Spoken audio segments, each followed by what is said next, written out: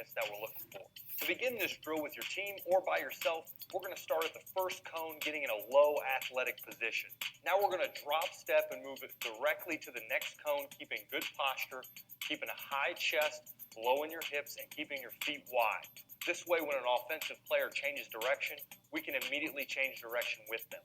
Notice also we're going to be focusing on stick position. We're going to be using the stick to cut off our offensive player that may be coming at us, and then working the other way, cutting them off once again.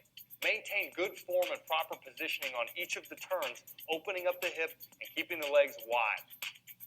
As you move through the 5, 6, and 7 cone, you're going to feel the burn in your legs. This is great. This is what we want. We're going to get that muscle activation that we're looking for and getting better each and every rep. Take a second to shake your legs out a little bit after you finish through these cones. Our next set is going to be moving forward, coming back the way that we came from.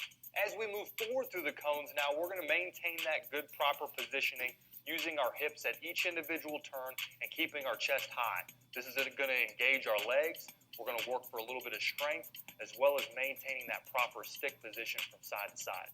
For our reps here, you're going to repeat this process for 2 to 4 reps, working on that slow, strength-building, proper positioning in our body, going both backwards and forwards, and then we're going to move on a little bit with a quicker pace.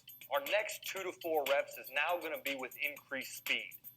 We're going to start working on being explosive at the turns and gaining ground quickly through the cones. Notice as you move backwards now, we're not going to maintain that lateral movement. We're going to open up our hips now, drop and run.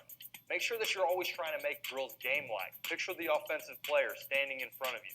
He's getting ready for a dodge and he takes off. Now we've got to drop step and sprint. Always remember, even though we're working explosively, pushing through the resistance each and every rep, really working to get that knee up, we've also got to maintain that stick position. We've got to get it up and over in front of the offensive player each and every drop.